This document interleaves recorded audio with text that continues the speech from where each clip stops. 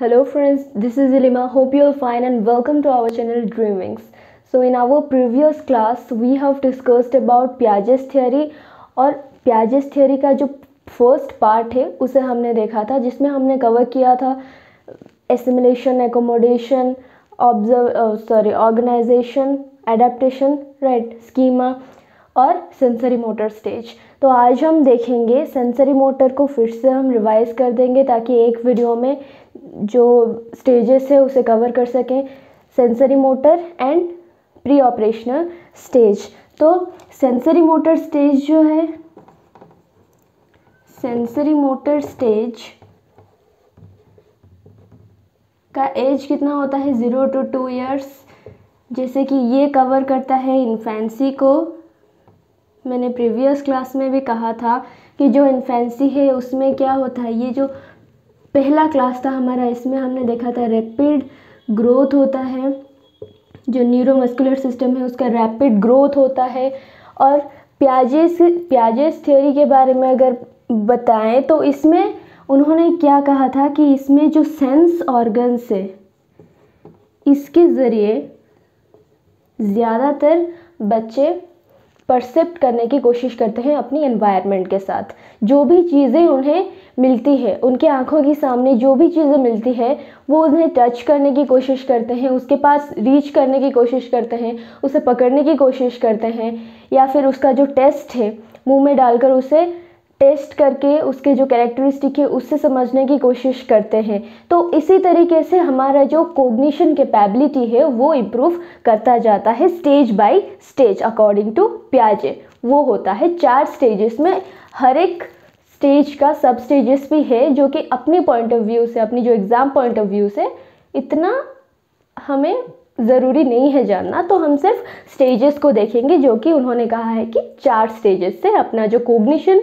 Improvement होता है। तो सेंसरी मोटर स्टेज में सेंस ऑर्गन्स ज़्यादा एक्टिव होते हैं। और क्या है ये, इसमें हम देखते हैं इमिटेशन करते हैं बच्चे, बहुत कम इमिटेशन इसमें स्टार्ट होता है, जस्ट स्टार्ट ही होता है इसमें इमिटेशन। हालांकि जो अर्ली चाइल्डहुड है उसमें ज़्यादा इमिटेशन होता है।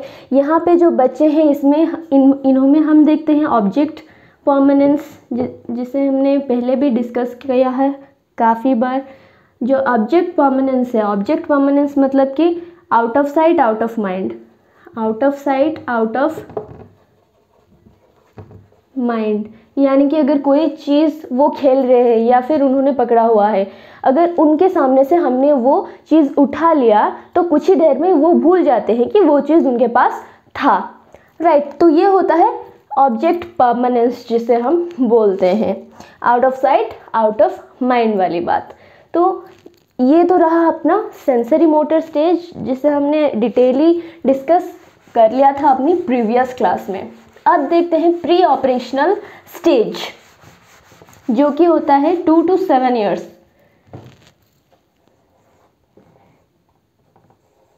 Pre operational stage 2 to 7 years, यानी कि ये कवर करता है अपना जो चाइल्डहुड है, राइट। चाइल्डहुड को ये कवर करता है, पर जो अर्ली चाइल्डहुड है, अर्ली चाइल्डहुड में क्या होता है, अपना इमिटेशन बच्चे ज़्यादा करते हैं। उनके सामने आप कुछ भी करो। अब अगर मैं अपनी एक्सपीरियंस बताऊं तो मेरी नीज़, जिसका नाम है आराध्या, मैं मेंशन करना चाहती हूँ, काफ़ी लवेबल है मेरा, तो वो अर्ली चाइल्डहुड में है।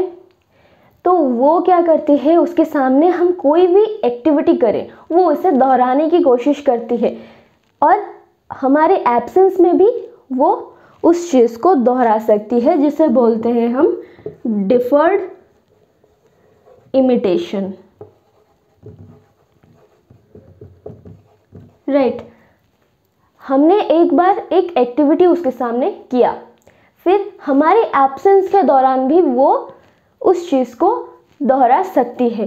तो वो जो इमिटेशन है उसे बोलते हैं हम डिफर्ड इमिटेशन, राइट। तो ये दिखता है अपना जो प्री ऑपरेशनल स्टेज है इसमें।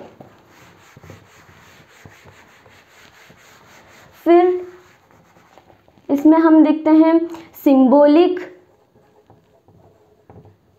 कन्वर्सेशन हम देखते हैं।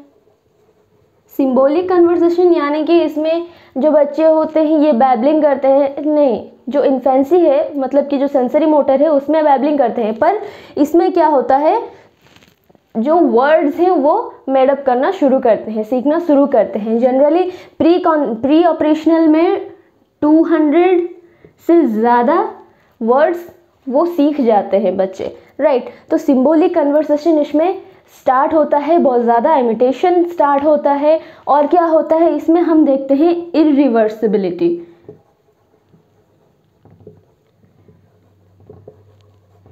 इरिवर्सिबिलिटी यानी कि अगर हम उन्हें जो टॉय 1 to 10 का जो होता है नंबर्स का जो डिजिट्स हमें मिलता है, खिलौना 1 to 10 तक का जो होता है, उसे अगर हम बोलेंगे इस तरह से सजा के तुम रख दो, पहले वो सजा के तो रख देगा, पर जो रिवर्स करना होता है उसे वो ठीक से नहीं कर पाएगा, तो उसे बोलते हैं इरिवर्सिबिलिटी। यानी कि उसे वो कर तो देंगे एक एक्टिविटी को, पर उसे रिवर्स कैसे करना है ये उन्हें समझ में नहीं आता प्री ऑपरेशनल स्टेज में।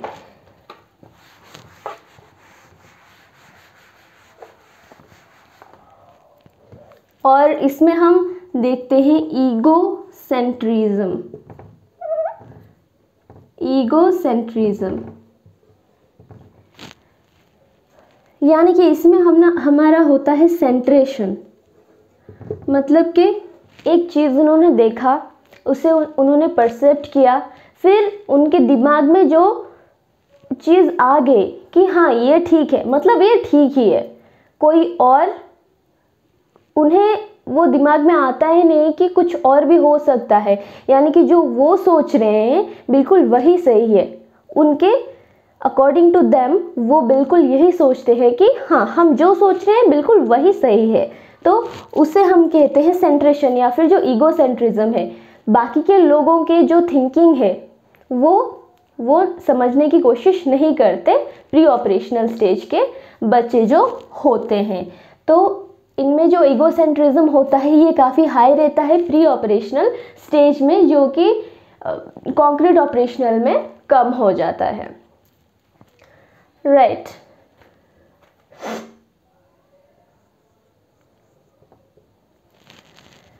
नेक्स्ट आते हैं हम कॉन्क्रीट ऑपरेशनल स्टेज में। तो concrete operational stage 7 to 11 years का होता है।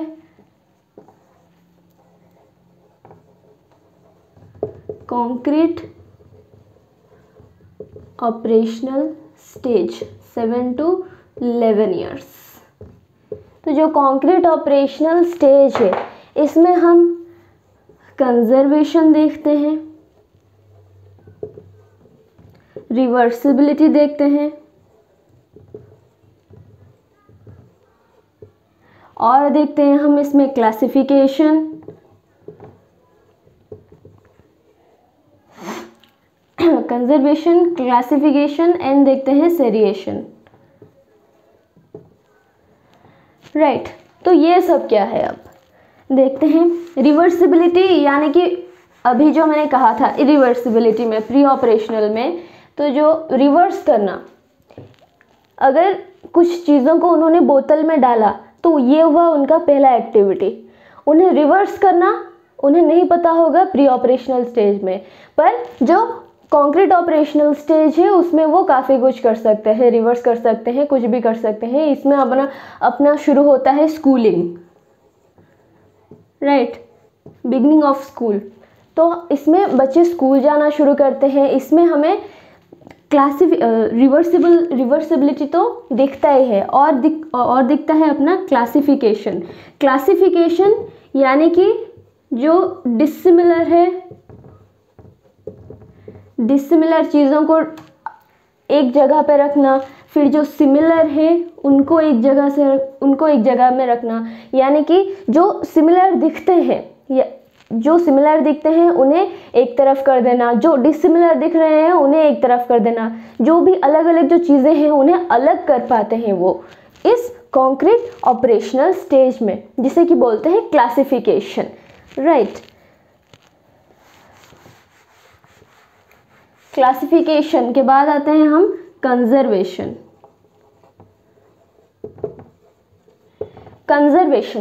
कंजर्वेशन यानी कि अगर एक बच्चे को इस स्टेज में आप 2 ग्लास में सेम क्वांटिटी का पानी पहले दिखाएं। ये एक एक्सपेरिमेंट था जो कि पियाजे ने किया था, जिसमें उन्होंने एक बच्चे को, एक कॉन्क्रीट ऑपरेशनल स्टेज वाले बच्चे को सेम ग्लास में उन्होंने सेम क्वांटिटी ऑफ वाटर उन्होंने दिखाया और उससे पूछा कि किस में ज़्यादा वाटर है। तो बच्चे ने पहले क्या कहा कि सेम वाटर है दोनों में। फिर उन्होंने क्या किया, जो 1 ग्लास का वाटर है उन्होंने थोड़ा नैरोअर ग्लास में डाल दिया। तो उससे क्या होगा, जो वाटर लेवल है वो इंक्रीज दिखेगा। तो इसमें बच्चे के दिमाग में ये आ जाता है कि इसमें ज़्यादा वाटर है एज़ कंपेयर टू दिस, मतलब जो इसमें जितना वाटर था इसमें उससे ज़्यादा उसे दिखेगा, पर वो ये नहीं समझ पाएगा कि जो इसका जो ब्रेथ है ये घटने के वजह से इसमें राइज हो गया वाटर का।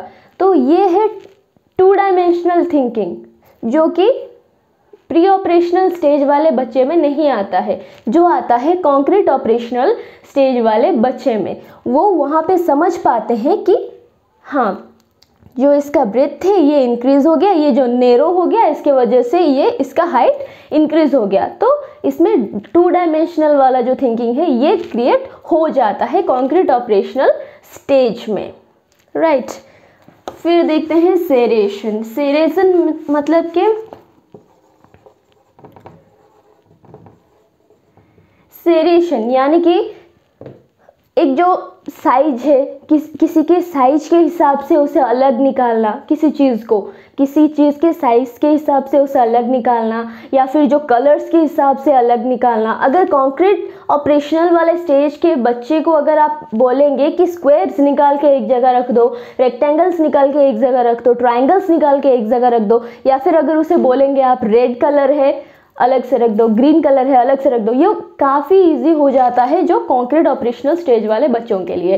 पर जो प्री ऑपरेशनल वाले स्टेज है उनके लिए ये आसान नहीं होता, राइट, क्योंकि उनमें रिवर्सिबिलिटी होता है, क्लासिफिकेशन सही से नहीं कर पाते, फिर जो कंजर्वेशन है ये भी वो नहीं कर पाते और सेरिएशन भी नहीं कर पाते, राइट। तो ये हो गया अपना कॉन्क्रीट ऑपरेशनल स्टेज। फिर आता है अपना formal operational stage. Formal operational stage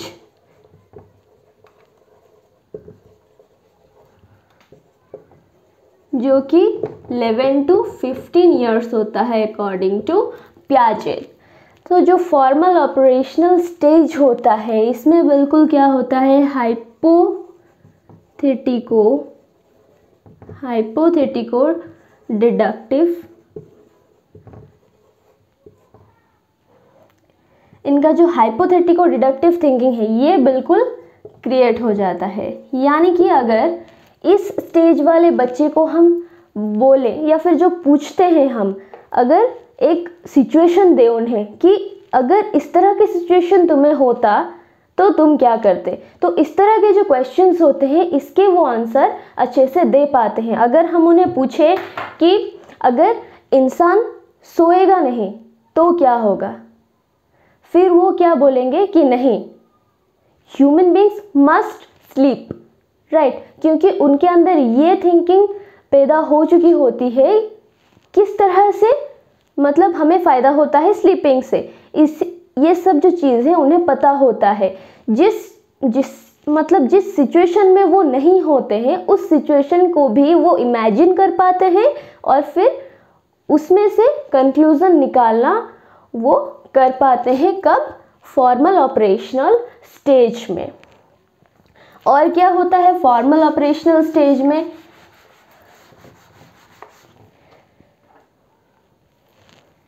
A is greater than B and B is greater than C. What is the relationship between A and C? इस तरह के जो प्रॉब्लम्स होते हैं इसे भी ये बिल्कुल अच्छी तरह से कर पाते हैं जो फॉर्मल ऑपरेशनल वाले स्टेज के बच्चे होते हैं। तो ये तो रहा अपने स्टेजेस जो कि डिस्क्राइब किया था पियाजे ने। इसमें हमने काफ़ी सारे मतलब एलेबोरेटली हर एक चीज़ को, हर एक टर्म को समझा है। तो अगर वीडियो पसंद आए लाइक शेयर एंड सब्सक्राइब ज़रूर कीजिएगा और पास वाले बेल आइकन को दबाना मत भूलिएगा। फिर मिलते हैं अपनी नेक्स्ट वीडियो पर। Till then be safe, keep learning. सीखते रहिए, सिखाते रहिए। God bless you. Thank you.